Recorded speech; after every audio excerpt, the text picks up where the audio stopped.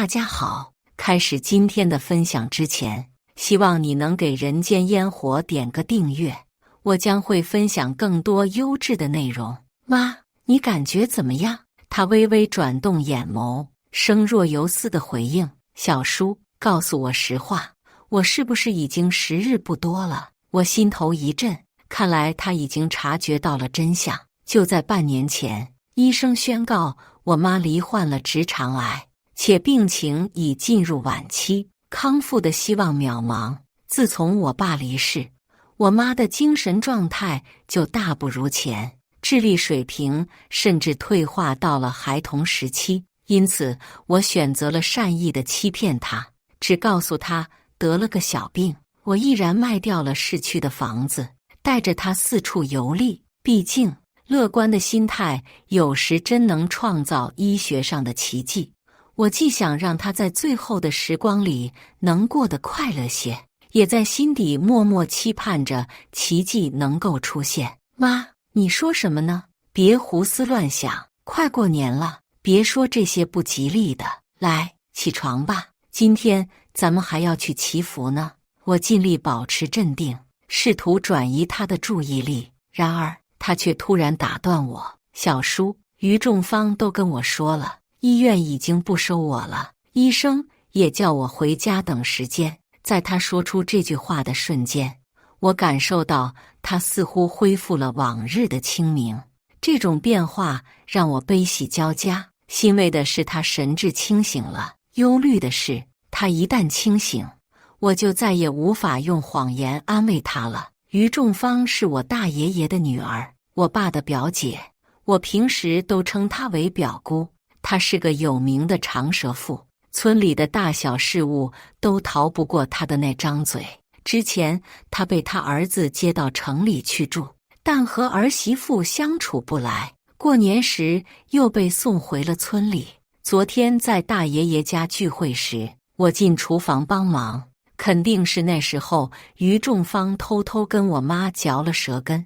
我其实一直都很小心，也事先和亲戚们打了招呼，让他们统一口径，别在我妈面前说漏嘴。于仲芳也向我保证会守口如瓶。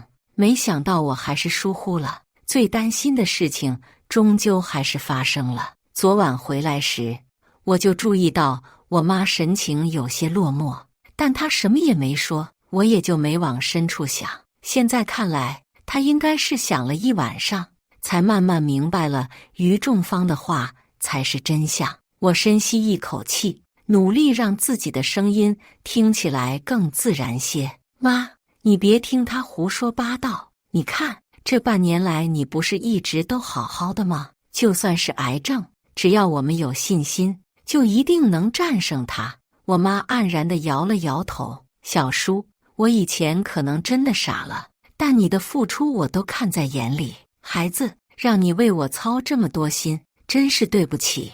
我还想安慰他几句，他却转过身去，用被子蒙住了头。我知道他现在需要独处，便轻声退出了房间。我打电话让二婶来陪他，然后杀去了表姑家。于仲芳正在吃早饭，我一把掀翻碗筷，扯着她的头发质问：谁让你跟我妈多嘴的？就你长舌头是不是？你这舌头要是只会生事，不如割了喂猪。她虽然一把年纪，但是身强体壮，三两下就挣开束缚。我不过实话实说，又不是我让她得病的，你冲我发什么火？我妈就撑着最后一口气：你把她精神头给吓没了，是诚心想害死她。于仲芳一听这话，两眼一瞪：哎呦喂，这人还没死呢，就给我扣上罪名了。将来他徐锦华真死了，你是不是还要拉我陪葬啊？看到他这副无赖样，我就火大，转身抄起他家菜刀，再次抓住他的头发，将人按在桌上。许是怕我真下狠手，这次他没再乱动。于明书，大过年的，你这是干什么？我手起刀落，伴随一声惨叫，斩断他耳边一缕头发。于仲芳满脸惊恐，身体抖成筛子，张着嘴却发不出声。我警告你，以后见到我和我妈，绕道走，否则我见你一次，打你一次。话音刚落，我闻到一股刺鼻的异味儿，于仲方的棉裤浸出一抹阴影。这就吓尿了，知道害怕，以后就给我闭上嘴巴做人。我扔开菜刀，刚要走人，二婶打来电话：小叔，你妈发烧了，你快回来。我妈突然昏迷不醒，我连忙开车送到城里医院。一连3天，她都不吃东西，全靠营养液吊着。这半年，她虽然时常不舒服，但至少能吃能喝，心情也开朗，看起来和其他人没什么不同。但现在撑着的那口气散了，整个人面色灰暗，让我不禁想起我爸去世时的模样，心里一焦躁，语气不觉重了些。妈，我没日没夜的守着，就是为了你能好起来，你忍心看我干着急吗？他哑声吐出一句对不起，我又陷入自责。我跟一个病人较什么劲？妈，这是你最爱喝的鱼汤，喝完这碗，我给你放你喜欢的那档相亲节目，好不好？我温声哄着，他总算肯张嘴。半碗鱼汤下肚，他对我道：咱们回家吧，小叔，妈想回家，烧已经退了。我答应让我妈出院。到家的那一刻，他脸上又出现了笑，只是笑容未及眼底，那双眸子里是深深的绝望。小叔，我们一起把你爸的东西都整理一下吧，等我走的时候烧给我。我假装坚强了这么多天，第一次眼泪决堤。妈，你好好吃饭，好好睡觉，养好了身体，我带你去海南旅游，我们去捡贝壳，晒太阳。我妈像小时候那样拥着我，轻轻拍打我的背。乖，把钱留着，以后妈不在了，你总得有点东西傍身。整理完我爸的遗物，他又卧床不起了。起初是没精打采，元宵节刚过，他的状况突然糟糕起来，止痛药不管用，喘气声粗得像打呼噜。我陪床睡了几天，有天夜里莫名惊醒，身侧静得可怕，伸手一触，身子还是温的，但任凭我又推又叫，他始终没有反应。二叔二婶帮着我操持葬礼，一个劲宽慰我要想开点。我望着墓碑上我妈的照片，想回应点什么，却怎么也发不出声。2年前，我爸去世，我妈变成10岁孩童一般。我本想把她带在身边，但她不愿意离开家。二婶劝我顺着她，毕竟我妈只是思想变幼稚了些，生活是可以自理的。以前会的东西，现在仍然会，做饭、洗澡、用智能机都不成问题。村里又有左邻右舍，亲戚们也都住得近，可以互相照应。反倒去了我工作的城市，我要忙于工作，他又人生地不熟，只会处处受限。我一想也有道理，就把他留下了，自己则更加专心地投入工作，继续奋斗了1年多。眼看就要升职，却空降来了个关系户，领导让我再忍几年。事业刚受挫，我妈这边就查出癌症，我索性辞职回家陪着她。现在我最后的一点念想入了土，未来又无事可期，心里实在空得厉害。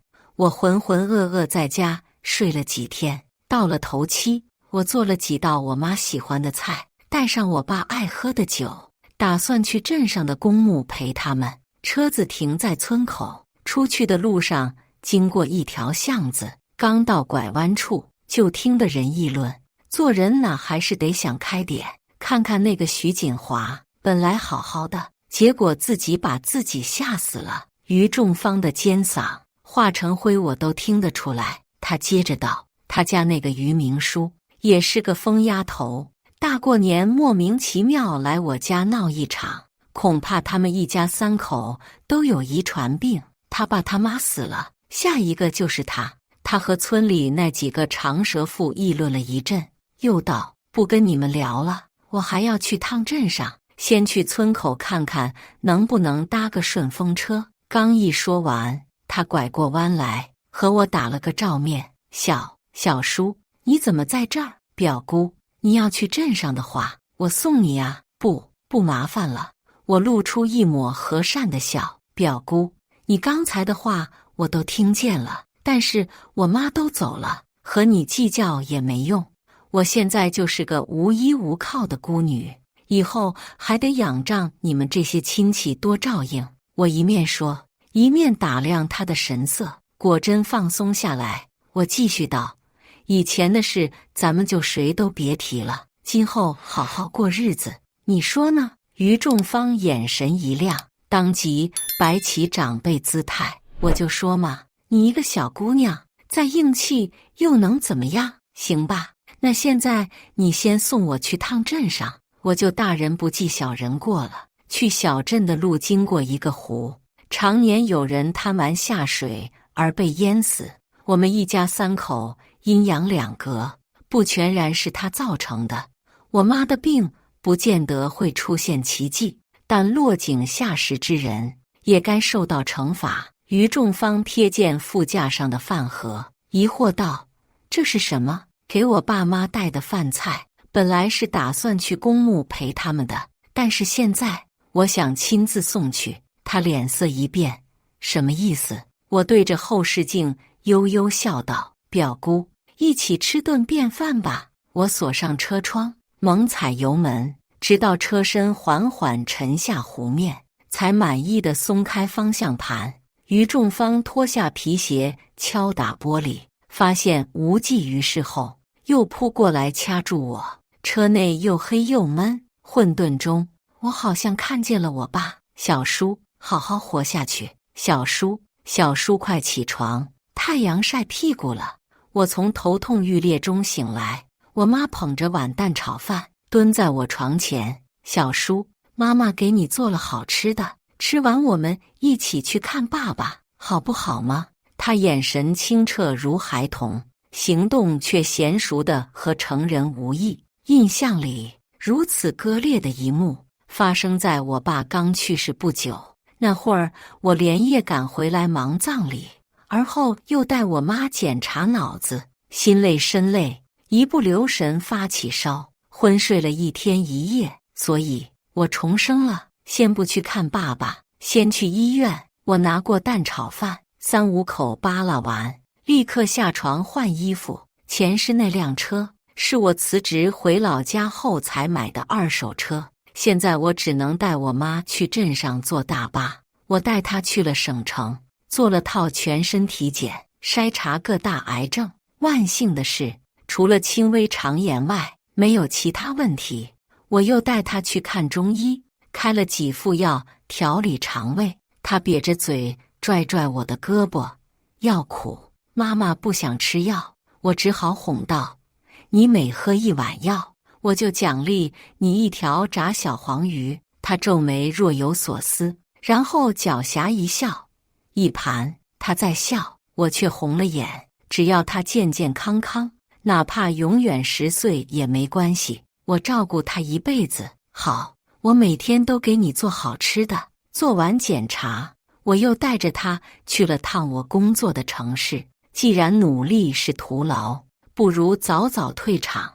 我比前世更早辞职，退掉出租屋，收拾行李回了老家。我每天给妈妈做饭熬药，早晚和她外出散步锻炼身体。看着她气色日渐红润，我像是吃了颗定心丸。这天我照例和妈妈出门散步，走到我们村的情报中心时，只见人群里有一抹扎眼的紫色大花布。于仲方眉飞色舞，嘴角堆着2团白沫，还是那熟悉的尖嗓。看看我那表弟媳妇，丈夫才刚死，竟然还能没事人似的天天出来闲逛。我看呢，他早就盼着我表弟死了，没准还是装傻。旁边有人搭腔：“为啥要装傻？看样子像是有了相好，以为装傻充愣就没人会怀疑他。他女儿天天陪着，肯定是给他打掩护。没准我表弟就是被他和奸夫气死的。”那人又道：“不年不节的，他女儿突然回家来住着，别是怀孕了吧？”话题越说越离谱，我忍不住出声打断：“表姑、老王婶子，谁家半夜挑粪没看清，到你俩嘴里了？这么臭的口气，舌头长蛆了吧？”老王婶子心知肚明，自己在瞎扯，尴尬的起身走人。于仲方却冷笑一声，指着路边干得发白的一坨狗屎，逗狗似的对我妈说道：“傻子，那儿有颗糖，捡起来吃了。”我正要破口大骂，猛然想起一件事，于是问道：“于仲方，哥你一缕头发都能吓尿裤子，你还敢不忌嘴？”他白了我一眼：“你胡说八道什么呢？没重生，那就好。我怕他不计底线的报复我，这一世我要和我妈好好活下去。”于仲方骂完我，又道：“于明书，你爸死前难道没教过你基本的礼貌吗？我可是你长辈，你哪来的脸叫我？”就在他的嘴比出 O 字形的瞬间，一坨白色物体精准飞入，中了！我妈欢呼一声，目光熠熠地看向我：“妈，你刚才捡了？”哟，扔进他嘴里。哟，我喂他吃糖啊！周围的人都干呕不止，表姑更是吐得眼珠子都要呕出来了。徐锦华，你个贱人！他抹一把嘴，两眼猩红的朝我妈扑来。我挡在我妈跟前，将她推了回去。她本就吐得没了力气，脚步虚浮，一个踉跄又倒回了地上。表姑，不是你自己说那是糖吗？我妈好心喂你，你怎么还生气了呢？我一提到那一坨糖，她又吐了起来。妈，我们还是回家吧。我妈乖巧地点点头，和小叔在一起，去哪里都行。回到家里，我细细将我妈的手洗干净，看着她粗糙的双手，不禁思索：上一世我妈得癌症，兴许和于仲方的针对有点关系。我妈是分得清好坏的，那自然也听得懂别人说的那些难听话，心情沉郁，身体也受了影响。这一世我会守着她，不让她再被欺负。第二天一大早，于仲方就上门来讨公道，大家伙都来看看，这就是老于家养出来的大学生，竟然往他亲表姑嘴里丢狗屎！你们来评评理，这种人是不是应该去祠堂跪着，狠狠挨上几戒尺，再跪着对我道歉？他不仅叫来了于家人，他自己的婆家人、邻居们也都被他的吵闹声吸引，穿着睡衣的，拿着锅铲的，还有扛着锄头路过的，纷纷驻足。既然事情闹开了，断没有躲着的道理。我简洁明了，把昨天的前因后果解释了一遍，顺便又细数了下他平日里嚼的那些舌根。村里大多数人并不待见那群长舌妇。我一说完，就有人出言维护他表姑：“你说你都欺负到人家亲妈头上了，哪有忍着的道理？”是啊，换我就直接动手了。我二婶更是直接说道：“现在看来，应该跪祠堂的人好像是你啊，仲方。不过你已经嫁出去了，要跪也是老杨家的祠堂。我们村每家都会在祖宅设一个祠堂，就一间小屋子，供奉祖先牌位，逢年过节摆点祭品。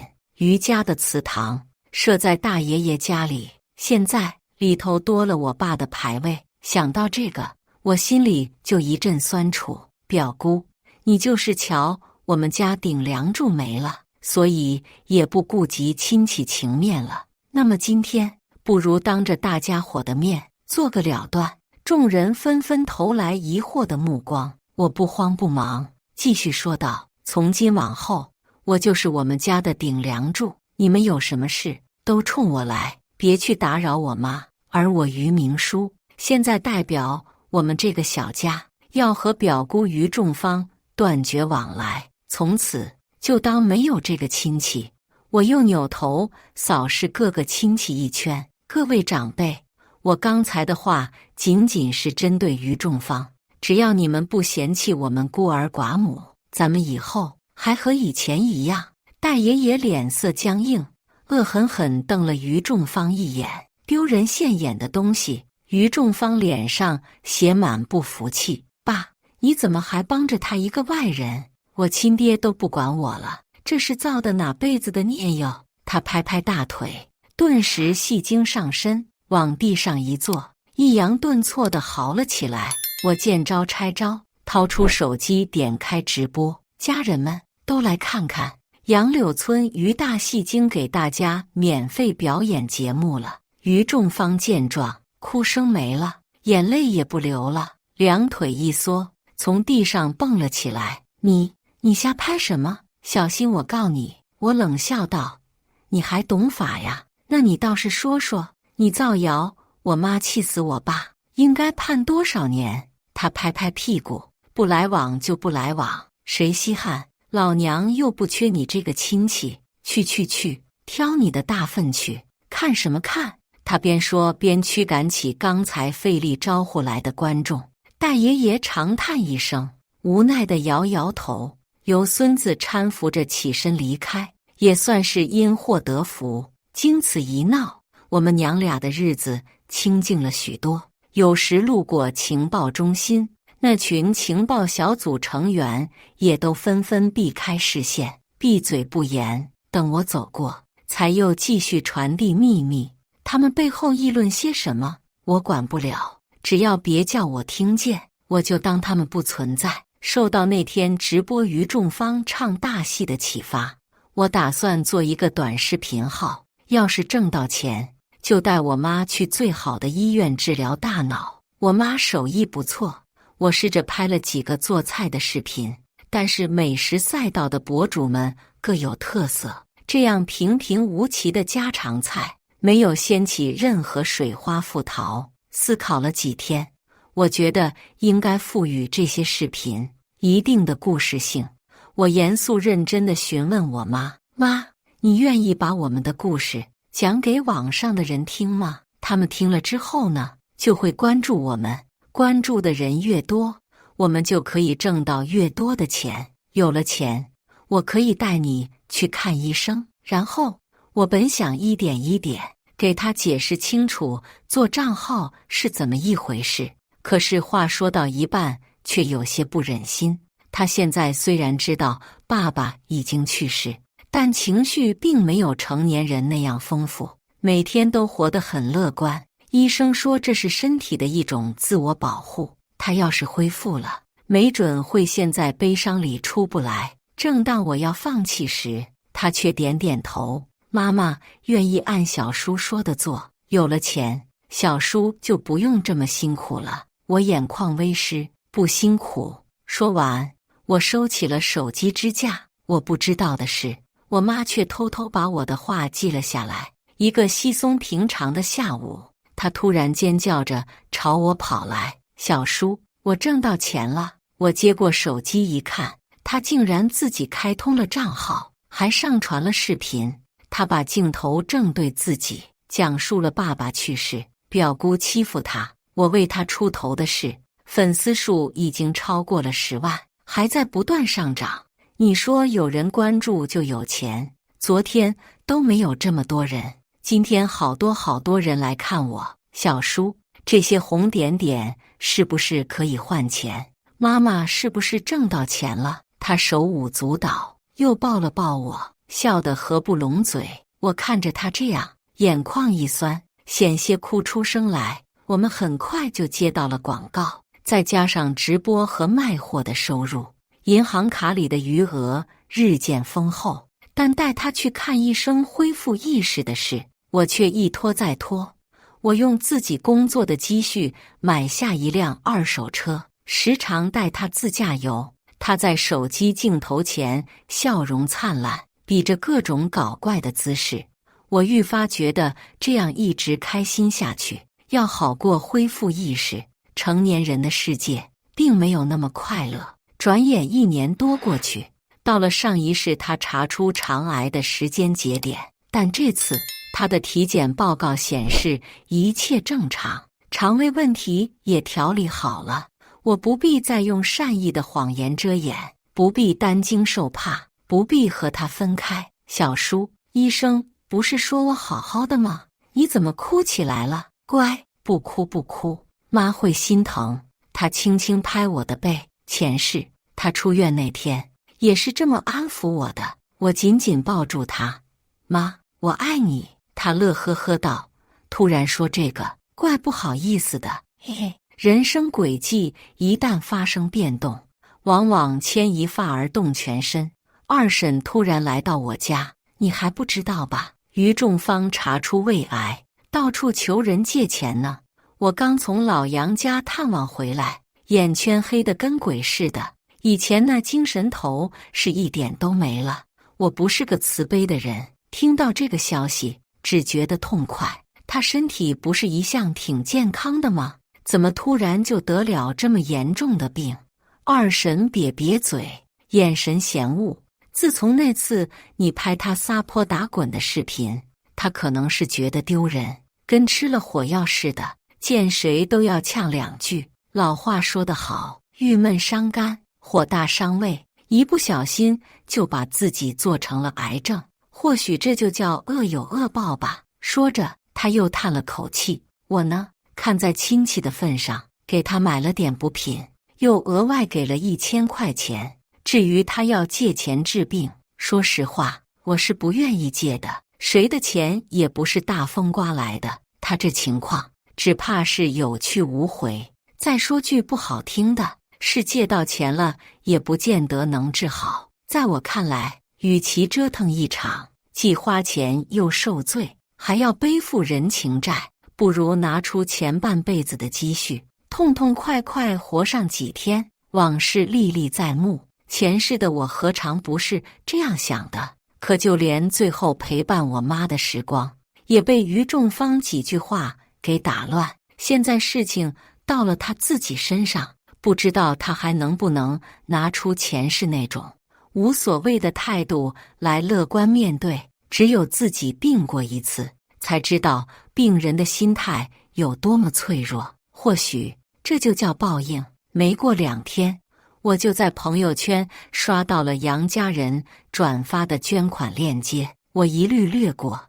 但令我想不到的是，于仲方竟厚着脸皮找上门来。他瘦得皮包骨，和先前判若两人，只有那双眼睛仍闪烁着微光。小叔，之前的事都是表姑不对，现在你就看在我生病的份上，别跟我计较了。我不说话，静静等待下文。他尴尬了一瞬，又讪笑着道，我听说你做短视频挣了不少钱，你看能不能借我一些？10万8万不嫌多，3、5万也不嫌少，你救救表姑一命吧。即使生病了，他的演技也丝毫不受影响。刚才还在笑，此刻两眼一红，眼泪已落了下来。我反问他，你听谁说我挣钱了？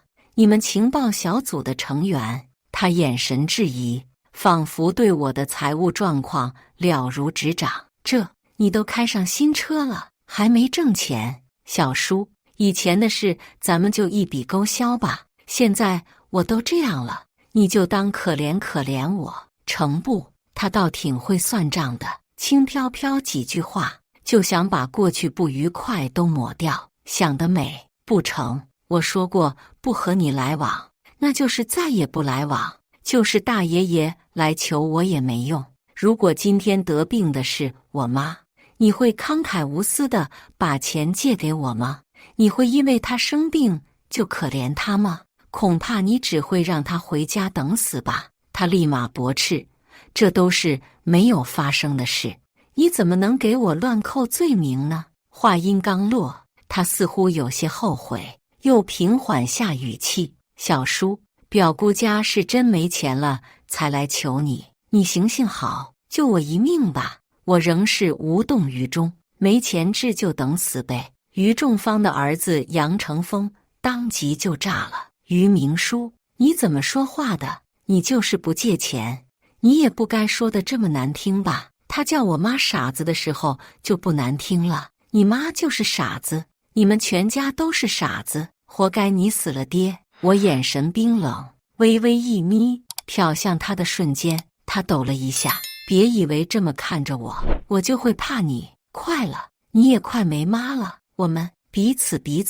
于仲方一听这话，当时大哭不止，整个人惊恐的如同刚被人从下水道捉上来的老鼠。滚出去哭，别脏了我和我妈的耳朵。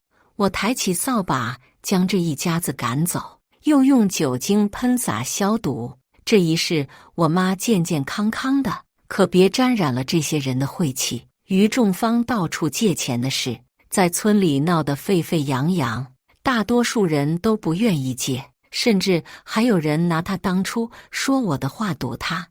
你不是挺有钱的吗？怎么现在倒是拿起桥来了？他也不反驳，只一味哭穷卖惨。但凡有人松口，他就给人跪下磕头，脑门都磕青了。可惜最后也没借到几个钱。杨成风气得跳脚，大骂村里人都是冷血动物，又指责他妈作茧自缚。于仲方只是默默流泪，并不还嘴。也许是知道自己时日无多，所以变得格外宽容。杨成风无奈，只好打电话联系那个平时不怎么来往的亲爹。本以为老杨会念及夫妻情分，多少帮衬着点，没想到他只是冷漠地说了一句：我早就叫你和那傻子保持距离，把我的话当成耳旁风了呀，现在知道后悔了，晚了，我可没钱给你们擦屁股。说完就挂了电话，后来再打也无人接听。杨成风又试了其他亲戚朋友，一听到要借钱，不是哭穷就是直接挂断。走投无路之下，他动了歪心思。村里时不时就有小偷光顾，但都不敢偷到于家和老杨家，因为这两家都是大家族，偷其中任何一家都会受到另一家的制裁，所以一直以来彼此都相安无事。但现在于家的后背里却出了一个贼。杨成风第一次作案是在一个月黑风高的夜晚，他以为神不知鬼不觉，却没想到早被我二婶家的监控拍了个正着。但他没有收手，反而愈加猖獗，因为他知道自己很快就会离开这个村子，去往大城市生活，到时候谁还能认识他？短短2个月内，他疯狂作案10几起，就连老杨家也没放过。村里人心惶惶，一到晚上就紧闭大门，男人们则自发组织巡逻。但奇怪的是，自那以后，村里再也没丢过东西。就在大家放松警惕时，杨成风却突然带着于仲方离开了村子。没人知道他是什么时候走的，就连他亲爹老杨都不知道。大家只觉得空气都清新了不少。又过了1个多月，有人在村口的垃圾桶里发现一张被剪碎的病历本，从那些碎片里依稀可以拼凑出病历本的主人正是已经消失的于仲方。上面显示他得的根本不是胃癌，而是普通的胃炎。众人哗然，老杨更是气得跳脚，大骂于仲方母子俩联手做局骗他钱。原来他最后还是给于仲方打了一笔钱，只是杯水车薪，根本不够治病。现在得知真相，如何能不气？他当即买票进城，打算找到于仲方母子俩，把钱要回来。但奇怪的是，他回来之后却绝口不提钱的事，反而和村里人老死不相往来。有人好奇地去打听，却得知了一件更为劲爆的事：杨成风根本就不是老杨的儿子。老杨年轻时一直在外地打工，于仲方耐不住寂寞，就和村里的光棍汉好上了。两人偷偷摸摸好了几年，后来那光棍汉娶妻生子，两人这才断了联系。但那时于仲方的肚子里已经怀了杨成风，老杨一直被蒙在鼓里，真以为杨成风是自己的种。这么多年，他对于仲方母子俩多有照顾，就连老杨家的其他人也都把杨成风当成自家人。谁成想，竟然替别人养了20多年的儿子。老杨自觉颜面扫地，哪里还好意思再提还钱的事。他本想和于仲方离婚，但又怕这事传出去，对自己名声不好，只好作罢。于仲方倒是想和他好好过日子，可老杨一看到他就觉得膈应，两人天天吵架，最后竟然双双喝农药死了。村里人都说这是于仲方的报应。我得知这个消息时，并没有太大的感触，因为我已经带着我妈去往了下一站旅程。小叔，这个好好吃啊，甜甜的，软软的，叫什么来着？这叫棉花糖。妈，你喜欢吃，下次还给你买。他笑得像个孩子。好啊，好啊。我们坐上摩天轮，升到最高点的时候，他突然说道：“小叔，其实妈妈都记得。”我心头一震，妈妈没有傻，妈妈只是想多陪陪你。我瞬间红了眼眶。那你怎么不早说？因为妈妈知道你一直在自责，怪自己没有早点回来陪我。我想让你开心一点，就陪你一起演戏。我紧紧抱住她，妈，谢谢你，谢谢你没有放弃我，谢谢你愿意陪我演戏。我妈拍拍我的背，母女之间不用说谢谢。小叔，其实妈妈上一世也恢复了记忆。你还记得你问我为什么不去医院吗？我当然记得。那时她说，因为她想和我多待一会。我泪如雨下。妈，对不起，是我太懦弱，没有保护好你。她帮我擦掉眼泪。别哭，这一世咱们不是挺过来了吗？我点点头。以后我们再也不会分开了。摩天轮缓缓下降，夕阳的余晖洒在我们身上，光影交错间，我好像看见爸爸在朝我们挥手。他笑得一脸温柔。再见了，我的宝贝们，你们要幸福啊！我挽着我妈的手，重重点头。我们会幸福的，爸爸。以上就是今天分享的故事。大家有什么想说的、想吐槽的，欢迎在下方评论交流。也更希望能给人间烟火点个订阅，我将会分享更多优质的故事内容。